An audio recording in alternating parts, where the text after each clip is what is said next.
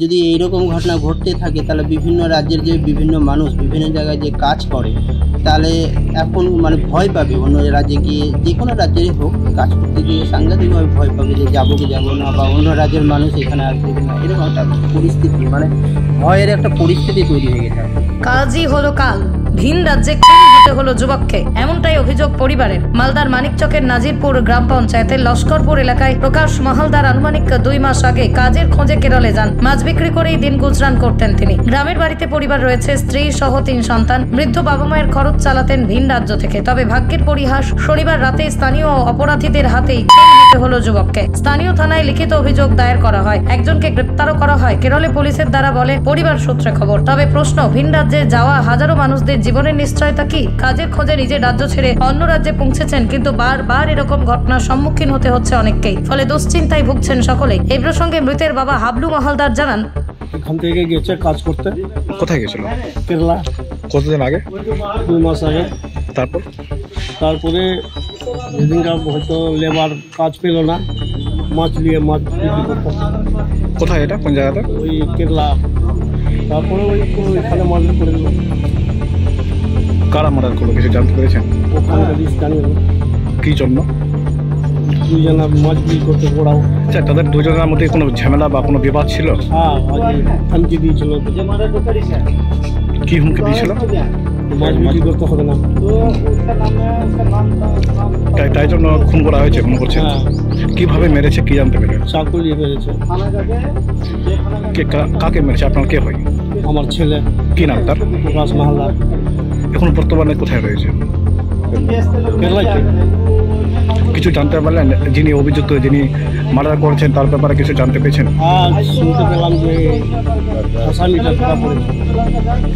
এখন বর্তমানে কি চাইছেন আপনি? বডিটা আনার ব্যবস্থা করছি, যেভাবে ভালো হয়। কালকে আমাদের লক্ষ্মীপুর এরিয়ার লক্ষ্মীপুর গ্রামের প্রকাশ মাহালদার গিয়েছিল এখানে কেরালাতে কাজ করতে। কি কাজ করতো সেখানে? সে কাজ করতো বিভিন্ন সময় বিভিন্ন কাজ করতো, কিন্তু এই রিসেন্ট কিছুদিন ধরে মাছের ব্যবসা করতো। মান্ডি থেকে মাছ এনে ওখানে বিক্রি করতো। তারপর শুনলাম হঠাৎ কালকে যে এরকম সে খুন হয়ে গেছে ওখানে। খুন করা হচ্ছে যেটা আমরা শুনলাম যে সুপারি কিলার দিয়ে তাকে খুন করা হয়েছে। হ্যাঁ, শুনলাম গ্রেপ্তার করেছে। এই যে কেরালায় গিয়ে খুন হলো, বিষয়টা কেমন করে দেখছেন আপনারা? খুব দুঃখজনক ঘটনা। যদি এইরকম ঘটনা ঘটতে থাকে তাহলে বিভিন্ন রাজ্যের যে বিভিন্ন মানুষ বিভিন্ন জায়গায় যে কাজ করে তাহলে এখন মানে ভয় পাবে অন্য রাজ্যে গিয়ে, যে কোনো রাজ্যেই হোক কাজ করতে গিয়ে সাংঘাতিকভাবে ভয় পাবে যে যাবো কি যাবো না, বা অন্য রাজ্যের মানুষ এখানে আসবে না, এরকম একটা পরিস্থিতি মানে ভয়ের একটা পরিস্থিতি তৈরি হয়ে গেছে। আমরা চাইছি যে করিয়েছে কাজটা তার দৃষ্টান্তমূলকভাবে শাস্তিটা হোক, আর আমাদের যে ছেলের যে বডিটা সে খুব ভালোভাবে বা প্রশাসনিক সাহায্যে আমাদের বডিটা এখানে আসুক, এবং এটা আইন অনুযায়ী ব্যবস্থা নিয়ে যে দৃষ্টান্তমূলক যেন শাস্তিটা হোক, এটাই আমরা চাই। এটা খুব দুঃখজনক ঘটনা, মর্মান্তিক ঘটনা, কারণ এটা পশ্চিমবাংলার অহরহ ঘটনা হয়ে দাঁড়িয়েছে এই সরকারের। যারা আজকে মানিকচক ব্লকের নাজিরপুর গ্রাম পঞ্চায়েতের লক্ষ্মীপুর এলাকার প্রকাশ মাহালদার বলেছিলেন পশ্চিমবাংলায় কাজ না পাওয়াতে বাইরে কেরালা রাজ্যে কাজ করতে গেছে এবং সেখানে তাকে খুন হতে হয়েছে। সে কি ঘটনা আছে কেরালা পুলিশ তদন্ত করছে, শুনেছি অ্যারেস্ট হয়েছে, কিন্তু আজকে ওর পরিবারটা দেখতে এই সরকার তার দায় দেবে? আজকে এখানে কাজ না থাকার জন্য বাইরে কাজ করতে যেতে হচ্ছে।